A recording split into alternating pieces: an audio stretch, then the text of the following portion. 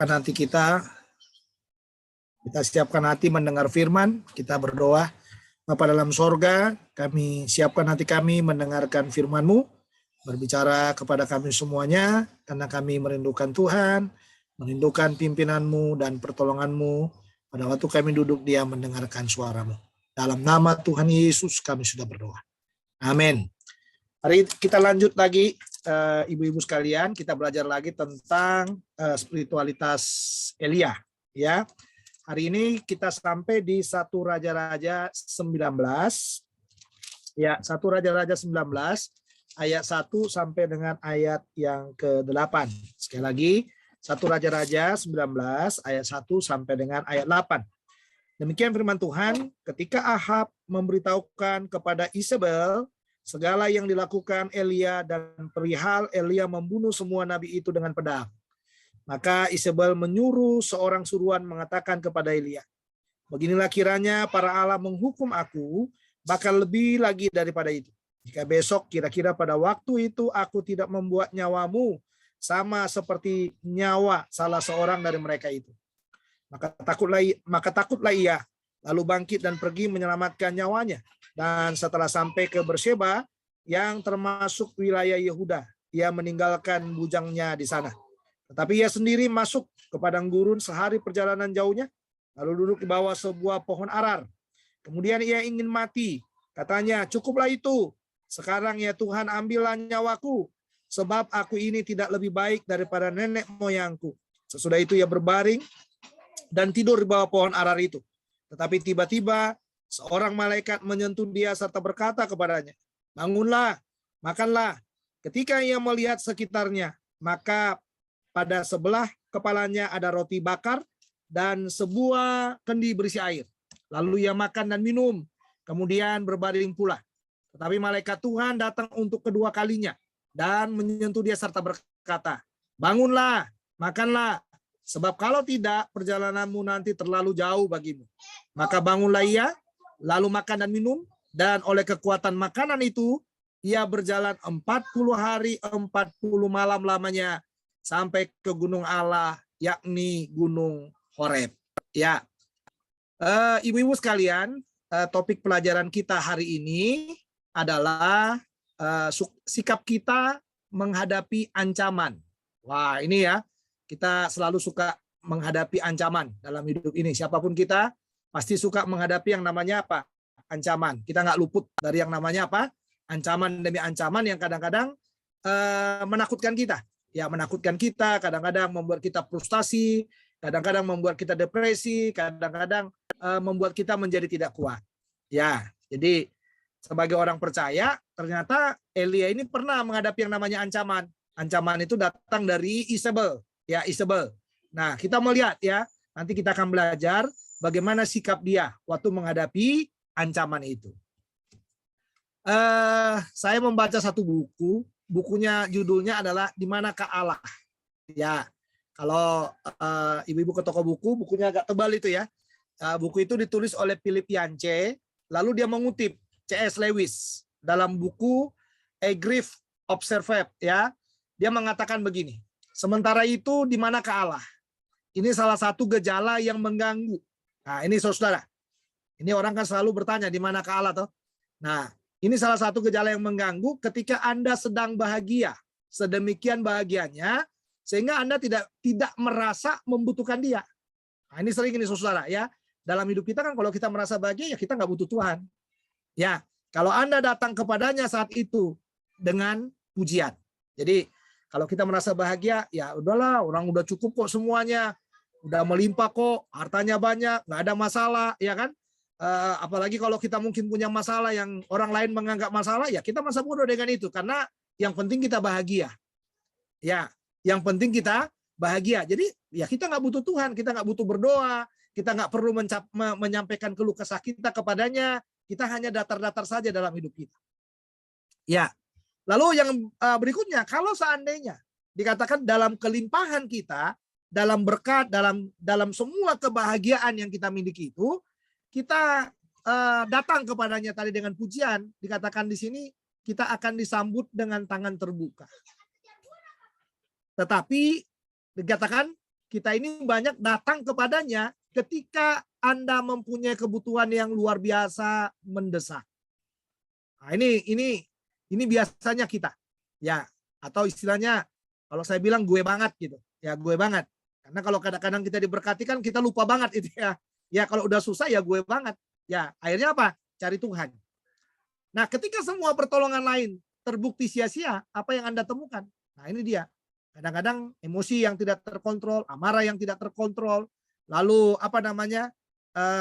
pikiran yang tidak terkendali dengan baik dan lain sebagainya.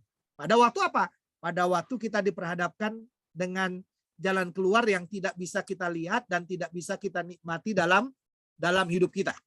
Ya, dalam hidup kita ya. Nah, lalu di dalam buku itu berikutnya dikatakan begini. Di manakah Allah ketika hidup kian sulit? Nah, ini pertanyaan saya. Di manakah Allah ketika hamba Tuhan menghadapi ancaman?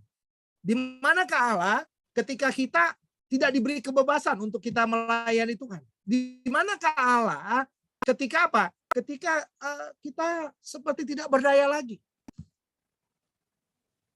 Apakah dia sedang mencoba mengatakan sesuatu kepada kita melalui apa? Melalui masalah kita. Mungkin seperti itu. Dia izinkan terjadi karena apa? Karena mungkin kita udah lama nggak bicara dengan Tuhan kita dengan baik. Ya, karena kita udah lama nggak bicara dengan Tuhan kita dengan baik, ya udah. Sekarang saya yang bicara sama kamu, kata Tuhan. Ya dia klik itu. Dia buat semacam ancaman, tekanan, masalah dalam hidup kita. Supaya apa? Supaya kita mulai berbicara kepadanya.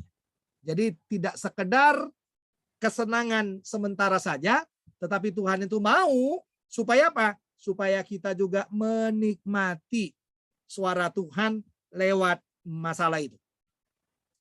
Nah, lihatlah dalam pembicaraan kita tadi, ya dalam ayat 1 dan 2, di sana ada permasalahannya. Permasalahan yang sedang dihadapi oleh Elia itu dimulai dari mana, Ibu-ibu? Dimulai dari Ahab melaporkan kepada Isabel segala yang dilakukan Elia. Nah, dilaporkan nih, gini loh Ma, tadi itu loh, kita ada di Gunung Karmel bersama-sama. Oh, Elia itu mas sadis banget katanya gitu. Ya, sadisnya gimana katanya? Aduh, nabi-nabimu udah dibunuh tuh, 450 nabi Baal yang kamu punya itu udah dibunuh, udah dimatiin semua sama dia katanya. Nah, ini saya bahasakan ya dalam konteks kita.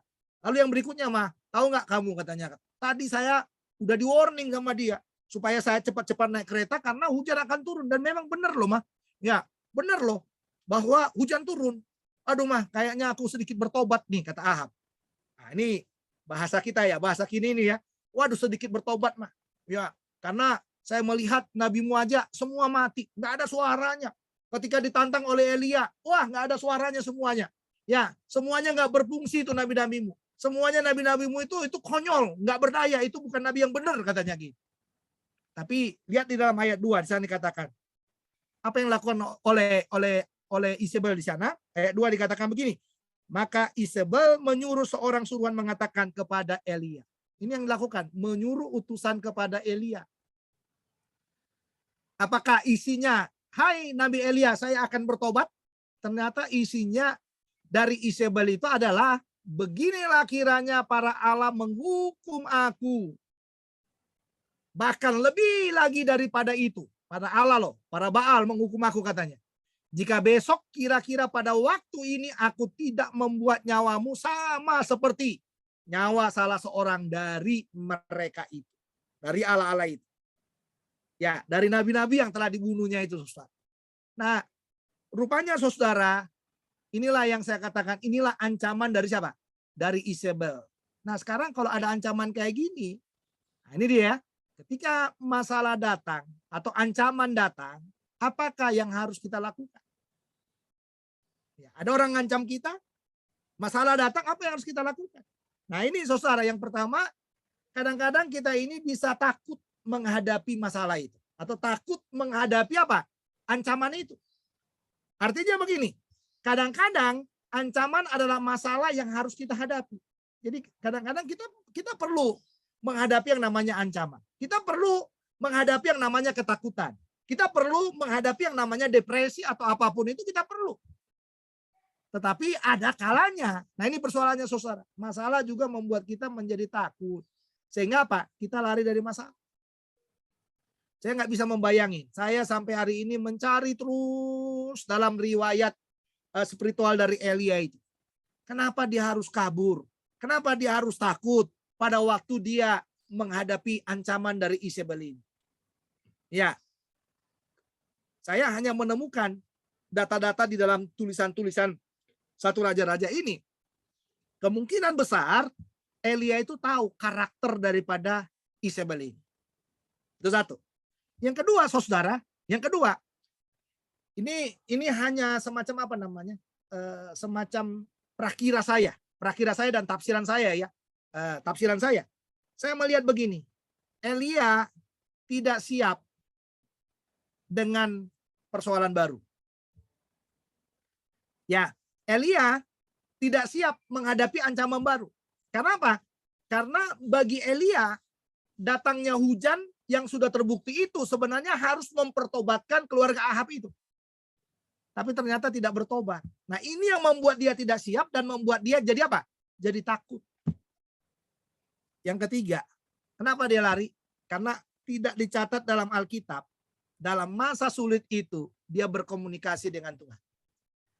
Jadi tidak ada catatan yang saya lihat, saudara, dalam Alkitab yang mengatakan pada waktu Isabel itu mengancam dia, lalu dia berlutut berdoa, sama dengan dia menurunkan hujan itu dia menaruh menghimpit menghimpit kepalanya di kedua belah pahanya itu, saudara. Dia tidak melakukan itu. Alkitab hanya mengatakan, maka takutlah Elia. Ya, setelah dia mendengar ancaman itu, saudara. Yang pertama dikatakan dalam ayat 3, dia takut. Ya, di sini, takut. Ini kalau saya melihat Elia jalan dengan logika. Dia tidak seperti Elia waktu dia di Sungai Kerit, tidak seperti Elia waktu dia di Sarfat, tidak seperti Elia waktu dia ada di Karmel. Wah, luar biasa ini, saudara. Karena catatannya sederhana sekali. Dikatakan begitu takut, dia lalu bangkit. Lalu di ayat 3 katanya, pergi menyelamatkan nyawanya. Satu Isabel, pergi menyelamatkan nyawanya.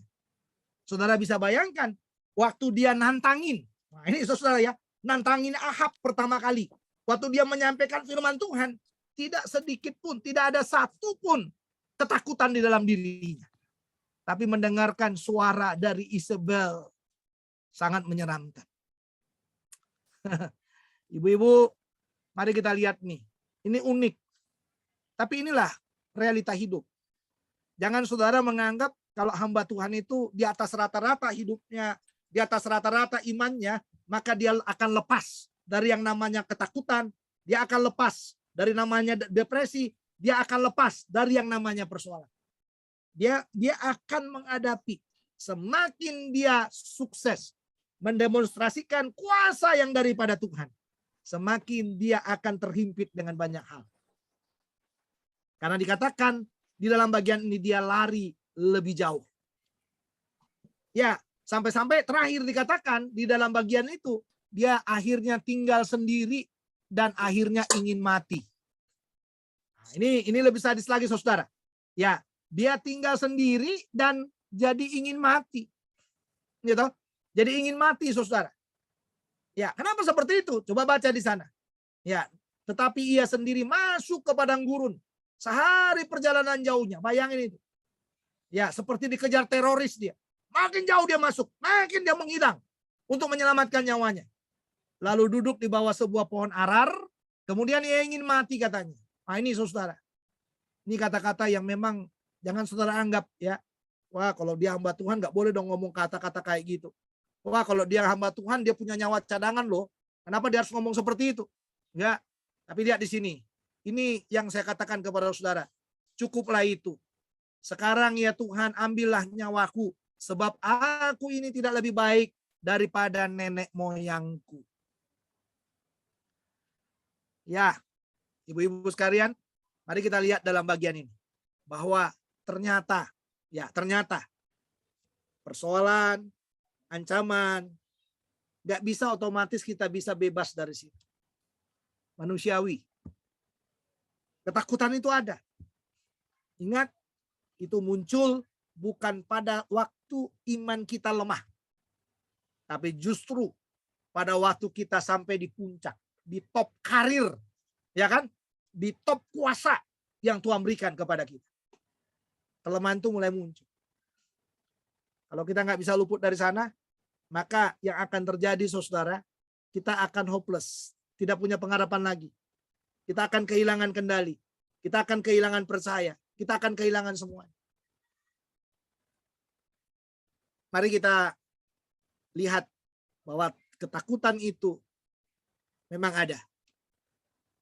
Jangan pernah bilang, oh saya kan dekat dengan Tuhan, saya kan paling hebat, maka nggak ada ketakutan. Ya, saya kan dekat dengan Tuhan, maka saya nggak punya pikiran kotor lagi, saya akan bersih semuanya. Ya kan? Saya kan dekat dengan Tuhan, maka ya kamu tahulah, saya punya power yang lebih dari kamu.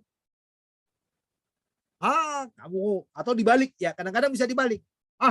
Katanya kamu rohani, katanya kamu melayani, gitu aja masalahnya, udah emosinya tingginya setengah mati. Kadang-kadang kan gitu ya, saudara ya. Kamu kan kemana-mana, katanya ikut Tuhan bayar harga. Kok yang kayak gini aja nggak berani bayar harga?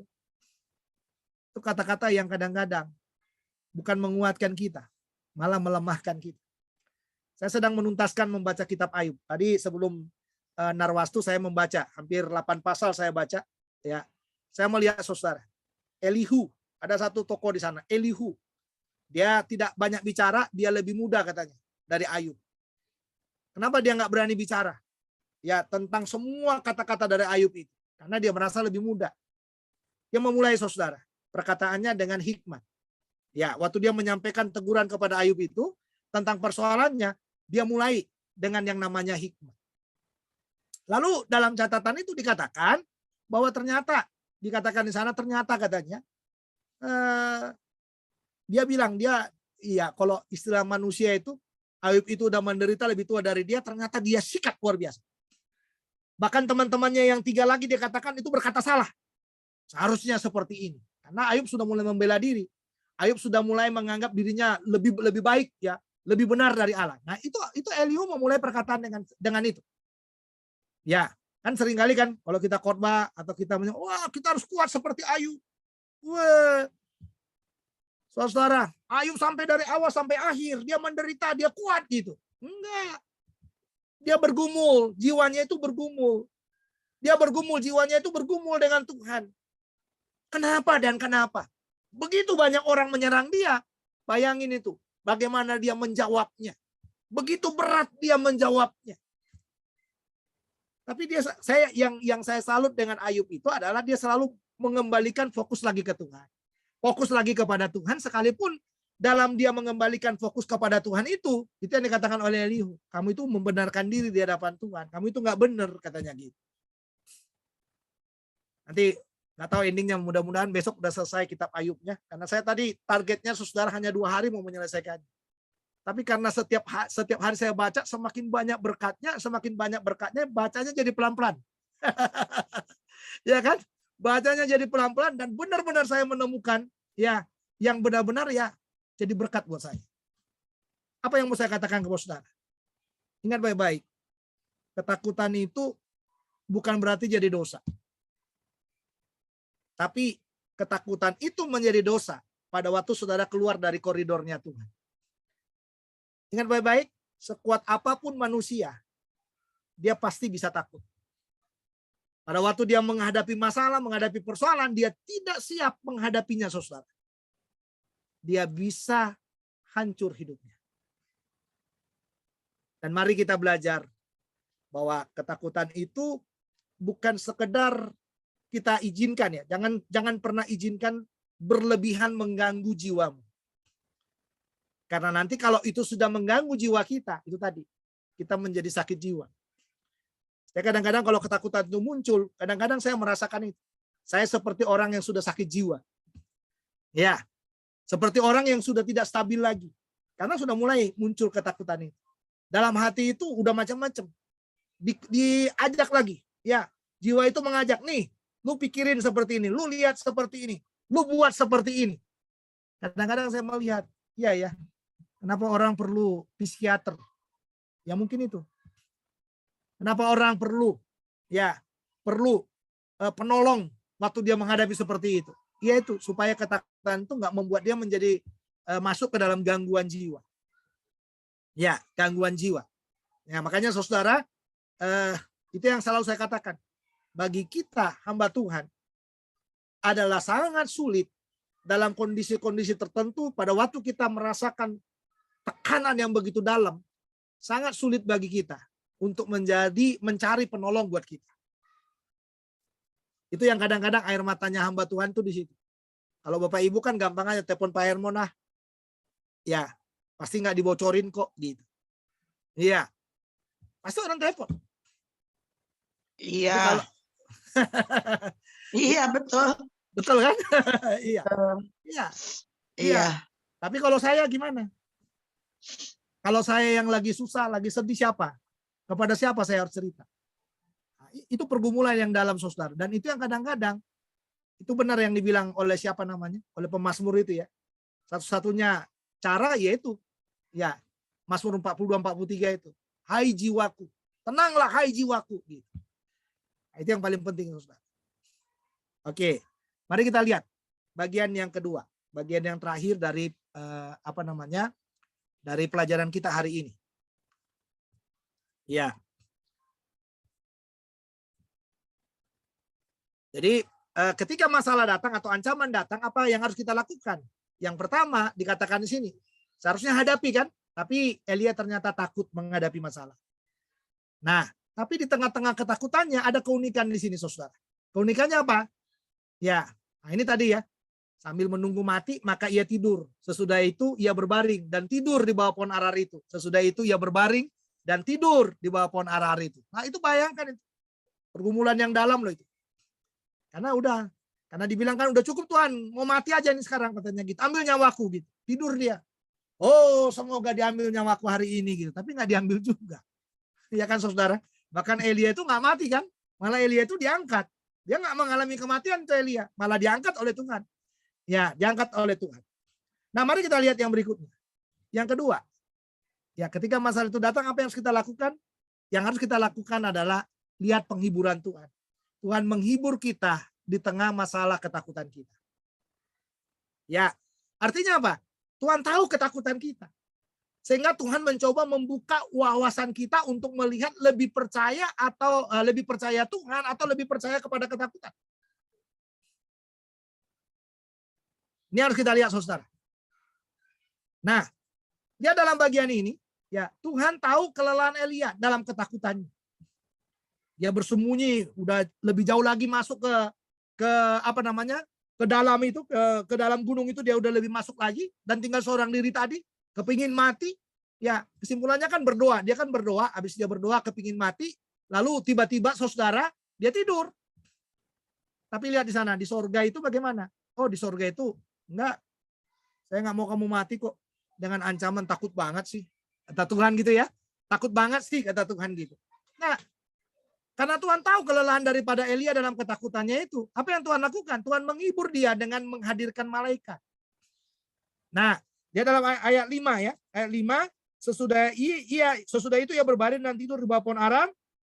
Tetapi tiba-tiba seorang malaikat. Ayat 7. Ya, tetapi malaikat Tuhan datang. Di sana hanya malaikat saja. Sekarang di sana dikatakan ada lagi malaikat Tuhan datang. Ya, malaikat Tuhan datang. Nah, ini luar biasa saudara. Apa yang dilakukannya? Ya, dia menyentuh. Nah, ini saudara. Ketakutan itu saudara hanya bisa disentuh. Amarah itu hanya bisa disentuh. Orang marah itu hanya bisa disentuh. Orang orang kehilangan kekuatan itu, dia membutuhkan sentuhan. Dalam ayat 56 sentuhan itu dibarengi dengan kata bangunlah, makanlah. Dia lakukan kan? Habis itu dia tidur lagi. Nah ini kelihatan saudara, memang orang stres itu hanya dua katanya ya. Kalau orang depresi, ketakutan itu hanya dua. Bisa tidur nyenyak untuk menghilangkan semua pikirannya dari semua kepenatannya, atau yang kedua, dia nggak bisa tidur. Makanya orang-orang depresi itu kenapa harus dikasih obat tidur karena nggak bisa tidur. Dia stres. Tapi Elia bagus. Stresnya di bawah tidur. Iya, stresnya di bawah tidur. Karena dia hanya menyerah dan berkata kepada Tuhan, ambillah nyawaku, sudah selesai semuanya. Ya, ambillah nyawaku, sehingga dia bisa tidur. Nah, tapi dalam ayat 7 ada sentuhan malaikat lagi. Ini sudah bertambah tadi. Di sini malaikat Tuhan yang datang. Dikatakan di sini apa? Bangunlah, makanlah. Lalu yang berikutnya ditambahin kata, sebab kalau tidak, perjalananmu nanti terlalu jauh bagimu. Karena Tuhan tahu kamu nggak hanya masuk di situ, Elia. Kamu akan jalan lagi, jauh lagi. Karena dia akan menuju kemana? Ke gunung Horeb itu. Ya, ke gunung Horeb itu. Dari gunung Karmel itu kan. Ya udah di gunung Karmel membunuh nabi-nabi itu. Dia naik ke puncak gunung Karmel itu berdoa sehingga hujan datang. Sekarang dia lari lagi. Lari lebih dalam lagi menuju gunung Horeb itu. Makanya Tuhan katakan di sini, kalau enggak, perjalananmu nanti terlalu jauh bagi. Di sini saya melihat, saudara, ini ada banyak pelajaran dari teks ini buat kita. Pelajarannya apa? Yang pertama lihat di sana. Orang stres itu butuh makan. Ya, jadi Tuhan tuh tahu. Kalau kamu stres, kalau kamu depresi, kalau kamu takut, kamu nggak makan, itu akan membahayakan kamu. Ya, kamu nggak makan, kamu akan kehilangan kekuatan. Jadi saya bisa melihat di sini dengan adanya malaikat ini, Tuhan mau mengajar kepada kita dalam sebuah konseling mungkin dalam sebuah perjalanan hidup kita. Kalau kita depresi, jangan lupa makan. Ya, saudara ya, jangan lupa makan. Karena makan itu menolong kita, menguatkan kita untuk kita bisa berjalan lagi. Ya. Nah, yang berikutnya, puncaknya lihat ayat 8. Maka bangunlah ia, lalu makan dan minum. Dan nah dia lihat di sana. Dan oleh kekuatan makanan itu, ia berjalan 40 hari, 40 malam lamanya, sampai ke gunung Allah, yakni gunung Horeb. Luar biasa ya, ibu-ibu ya. Tuhan tahu loh. Ya, kita takut, Tuhan tahu ketakutan kita. Kita bilang mati, enggak, gua kasih makan, kata Tuhan. Saya kasih makan loh, kata Tuhan. Tuh orang Jakarta bilang gitu kan. Saya kasih makan, gua kasih makan loh, katanya gitu. Enggak ada mati-mati, katanya gitu. Ya kan, saudara ya? Enggak ada mati-mati, gua kasih makan loh, katanya gitu. Bangun, makan. Ayat 6 tuh, tidur lagi. Karena masih takut, tidur lagi. Tapi yang kedua dibangunin, mulai ada kekuatan. Sampai dia naik ke gunung Horeb itu. Menarik itu, saudara. Sangat menarik. Ya, saya sangat senang itu melihat bahwa memang Tuhan kita itu unik. Ya, Tuhan itu unik. Ya, adalah salah bagi kita. Kalau ada kita dalam depresi lalu kita nggak makan lagi. Kita depresi lalu kita kurus. Ya, kurus, makin habis semuanya gitu ya. Ya, ternyata orang kalau depresinya dalam Tuhan, ini saya bilang depresi dalam Tuhan tuh. Ya, depresinya dalam Tuhan itu, Tuhan tuh menjaga dia, melindungi dia, dan memberikan kekuatan kepada. Ya, mari saudara-saudara kita melihat tangan Tuhan yang menghibur kita. Ya, karena hanya tangan Tuhan yang bisa menghibur kita, yang bisa membuat kita kuat, yang bisa membuat kita tertawa sendiri, gitu ya. Ya, asalkan tertawa sendirinya bukan bagian dari sakit jiwanya itu ya, yang membuat tertawa sendiri, melihat semuanya jadi lucu, gitu itu. Ya, lucu juga ya, melihat orang ini ya, lucu juga ya, gitu. Ya jangan ya, saudara ya. Kita bisa tertawa sendiri melihat hidup ini. Makanya kalau Anda dan saya dan saudara, kita dalam ancaman atau dalam sebuah masalah, apa yang harus kita lakukan? Seharusnya jangan lari, hadapi. Tapi kalaupun harus lari, yang kedua yang harus kita tahu bahwa Tuhan itu senantiasa menjamah dan menuntun kita. Menyiapkan apa yang menjadi keperluan demi keperluan kita. Ya, menyiapkan apa yang menjadi keperluan-keperluan kita. Dalam mempersiapkan bahan ini, saudara, mulai tadi malam saya sudah membaca, lalu tadi saya selesaikan. Saya ditelepon orang. Ya, ditelepon orang, lalu mereka curhat terhadap masalah hidup mereka. Ya, saya agak tertawa sedikit karena apa, saudara? Ternyata manusia itu, ya, terlalu banyak spekulasinya. Dia mau dipulihkan, tapi dia berspekulasi. Ya, nanti kalau saya pulihkan, Pak, masih bisa nggak saya kembali ke suami saya? Oh, Sekarang kan bukan persoalan kamu kembali ke suami kamu atau tidak. Ya, kamu belum pemulihan aja kamu udah ribut dengan banyak teori demi teori yang kita buat. Orang banyak kayak gitu, susah. Belum selesai masalahnya udah berteori. Ya, udah berteori. Dan ini yang menjadi ganjalan yang kadang-kadang membuat kita banyak susah dipulihkan. Susah dipulihkan. Wah, kakaknya dua-dua kakaknya menggenjot, cat gitu. Saya bilang jangan digenjot, nggak boleh. Biarkan dia membuat pilihan hidupnya. Karena hidup ini pilihan. Nggak bisa kan, saudara? Saudara mungkin pernah lihat di status saya. Saya katakan di status saya, hidup ini pilihan. Kita mau duniawi atau kita mau rohani. Itu pilihan buat kita. Nggak ada yang dipaksa kok. Tuhan tuh nggak pernah memaksa. Hanya itu persoalannya. Kalau kita duniawi, yang kita kerjakan, apapun yang kita kerjakan itu bawaannya kebinasaan. Tapi kalau kita rohani memang sakit. Sakit kan? Oh sakit itu. Ya, sakit dia. Tapi lihat di sana. Kalau dia bisa menyelesaikan dengan baik, nilainya itu kekekalan. Ya, jadi mari kita simpulkan saudara pengajaran ini sore hari ini. Ya, kita simpulkan di dalam bagian ini. Ya, ketika masalah datang, apakah yang harus kita lakukan? Yang pertama, Elia melakukan takut menghadapi masalah. Seharusnya nggak boleh takut, tapi dia takut. Realistis. Tapi di balik ketakutan itu ternyata Tuhan hadir. Tuhan menghibur kita di tengah masalah ketakutan kita. Ya, ini yang paling perlu bagi kita. Hiburan dari Tuhan itu yang paling perlu. Kalau sampai Tuhan sudah nggak menghibur kita lagi, saudara, wah itu udah gersang ini. Ya, sudah gersang. Jadi kita harus belajar mencari penghiburan Tuhan ini. Carilah hiburan daripada Tuhan supaya apa? Supaya senantiasa iman kita ini kuat, supaya senantiasa hati kita ini kuat. Ya. Amin. Tuhan Yesus memberkati kita. Saya percaya tangannya begitu kuat dan memberkati kita semuanya. Mari kita berdoa. Bapa dalam sorga, terima kasih buat firman-Mu. Kau melihat hamba-Mu yang menyampaikan, Kau melihat juga saudara-saudara yang mendengarkan. Biarlah Tuhan menyempurnakan kebenaran ini di dalam Roh-Mu. Pengalaman-pengalaman hamba yang sudah dibagikan. Biarlah itu menjadi pengalaman real juga buat saudara-saudara hamba di sini. Bahwa menghadapi ancaman, ketakutan itu tidak mudah. Kadang-kadang banyak, bahkan mungkin kami juga bisa lari dari masalah itu. Tapi kami bersyukur karena Tuhan kami tidak pernah melarikan kami dari masalah itu. Tapi justru Tuhan kami mengarahkan kami untuk bisa mampu menghadapi masalah itu. Dengan memberi kami makan, minum, supaya kami boleh kuat, masuk menelusuri lagi lebih dalam lagi perjalanan hidup itu. Sampai kami naik ke Gunung Horeb, ke gunung-Mu itu ya Tuhan. Sampai kami bisa berteluh di sana. Dan kami menyerahkan semua keluh kesah kami kepada-Mu. Itu sebabnya hari ini hiburlah kami dengan tangan-Mu. Hanya penghiburan-Mu saja Tuhan. Tidak ada yang lain.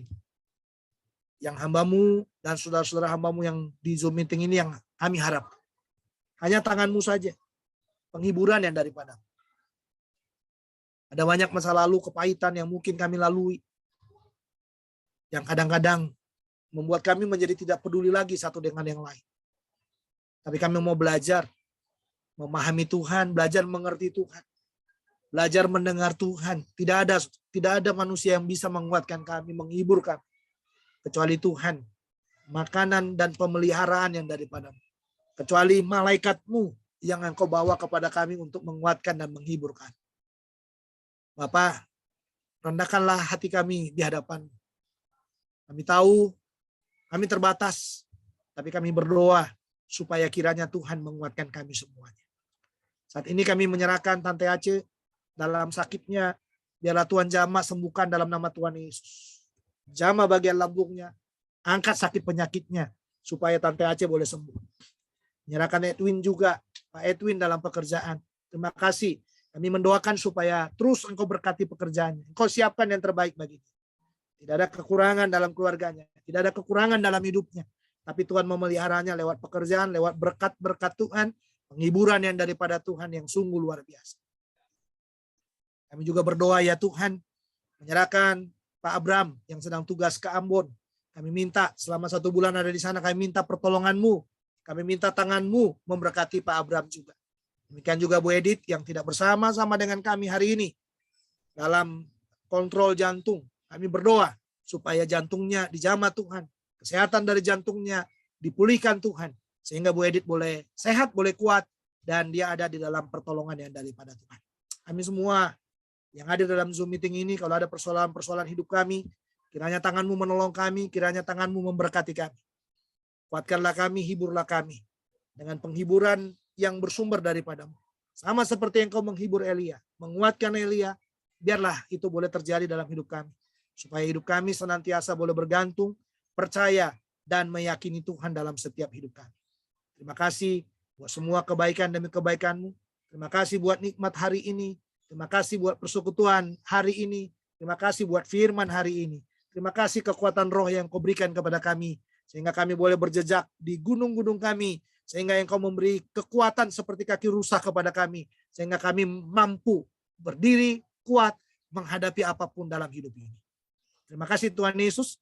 Kami akan menyelesaikan pertemuan kami dengan menerima berkat yang daripada Tuhan. Saudara-saudara, berharaplah senantiasa kepada Tuhan, jangan pernah takut, dan lihatlah tangan Tuhan yang selalu menghibur engkau, dan terimalah berkat-Nya. Kita angkat kedua belah tangan kita, terima berkat-Nya, kasih karunia dari Allah Bapa, sukacita di dalam Tuhan Yesus Kristus, serta persekutuan dengan Roh Kudus, kiranya menyertai kita semuanya, mulai sore ini kekal selama-lamanya.